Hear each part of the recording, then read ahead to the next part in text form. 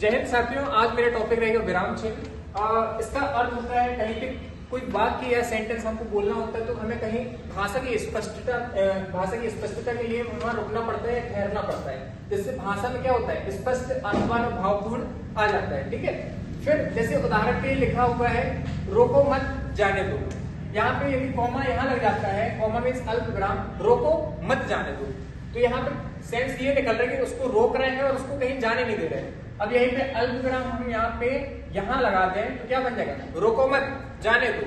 ठीक है, तो इससे समझ में यह है कि भैया उसको रोको नहीं, सीधे जाने दो। तो इससे हमें एक चीज ये समझ में आती है कि भैया विराम चिन्ह का बड़ा प्रयोग इंपॉर्टेंस है।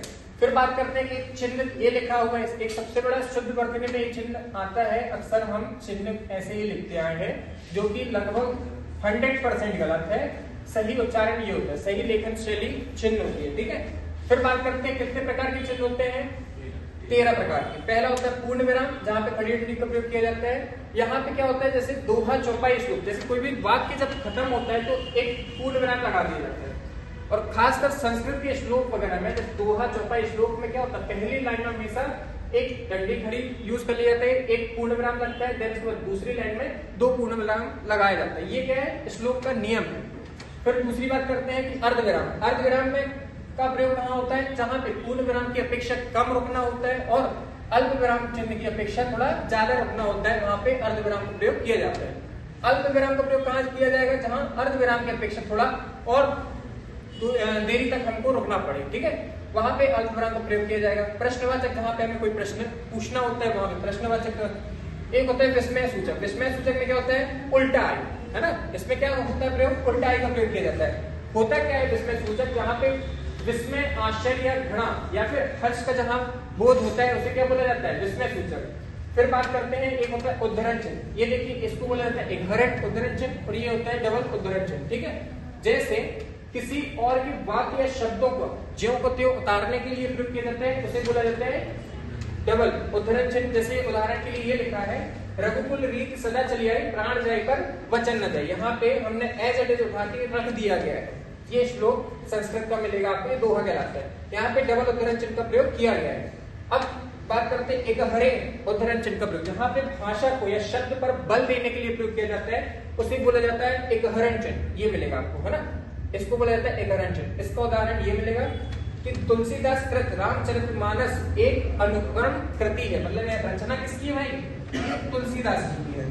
फिर एक आता है योजक चिन्ह। योजक चिन्ह का भी प्रयोग अलग अलग तरीके से होता है, जैसे लाभ हानि, है ना, पाप पुण्य, भाई बहन, ये सब क्या बीच में योजक चिन्ह का प्रयोग होता है। एक होता है तुलनात्मक करने के लिए, जैसे चांद से चेहरा, चेहरा कैसा है, चांद से तुलना की जा रही, तो ये आपकी तुलनात्मक बात हो रही, इसको बोला जाता है द्वितत्व शब्द भेद, मतलब द्वितत्व शब्द युग्म, है ना। जैसे एक ही शब्द क्या है बार बार रिपीट हो, कभी कभी, तो यहाँ पे योजक चिन्ह का प्रयोग किया जाता है। एक 8वां प्रकार है निर्देशक या डैश। यदि किसी व्यक्ति द्वारा कोई कथन कहा जाता है तो क्या कह रहा है, जैसे सौरभ सर ने कहा कि हिंदी हमारी मातृभाषा है, तो कहा कि जस्ट आगे जो लिखा रहता है वो बोला जाता है निर्देशक। ठीक है, फिर एक आता है कोष्टक। कोष्टक चिन्ह का भी बढ़िया प्रयोग हम करते हैं। एक होता है हंस पर या फिर त्रुटिबोधक। अब मैं इसमें होता है कि अक्षर या शब्द लिखने में कोई गलती हो जाए या छूट जाता है ना, उसे बोला जाता है हंस पद या फिर त्रुटिबोधक। वहां पे हम क्या करते हैं, ऐसी चिड़िया बनाते हैं, उड़ा देते हैं। ठीक है, तो कोई शब्द ऐसा रख देते हैं, जैसे स्वतंत्रता हमारा अधिकार है, तो यहाँ पे क्या हुआ है, जन्म सिद्ध अधिकार है, ये लिख लीजिएगा। फिर एक आता है रेखांकन। रेखांकन में क्या होता है, वाक्य में शब्द पद या फिर वाक्य में बताना होता है। जैसे गोदान लिखा हुआ है, ये किसकी रचना है, मुंशी प्रेमचंद की रचना है, यहाँ हमने अंडरलाइन कर लिया। अंडरलाइन को हिंदी में बोला जाता है रेखांकन, जो कि हमारे लिए बहुत ज्यादा इंपॉर्टेंट है। ठीक है, जैसे लाघव। लाघव क्या होता है, जहाँ पे कोई संक्षिप्तीकरण करना होता है, जैसे हम अक्सर क्या करते हैं, सा सी माँ लिखा हुआ है, इसका पूरा नाम क्या होता है, सरस्वती शिशु मंदिर। और अक्सर पहले हम जब पेन से यूज करते थे और पेन हमें मिल गया, मतलब पहले पेंसिल का प्रयोग करते थे, फिर उसके बाद हमारे हाथ में लगा पेन, तो हम इसमें लिखते थे कृपया प्रश्न बदले, तो यहाँ पे का लिखते थे, फिर परा लिखते थे और बदले, ऐसे चलता था और समझ में आ जाता था सामने वाले को भैया प्रश्न बदलना है। ठीक है, फिर एक आता है लोप चिन्ह। लोप चिन्ह में जब वाक्य में कुछ अंश छोड़कर लिख दिया जाए, ठीक है, उसको बोला जाता है लोप चिन्ह। चलिए ठीक है, जय।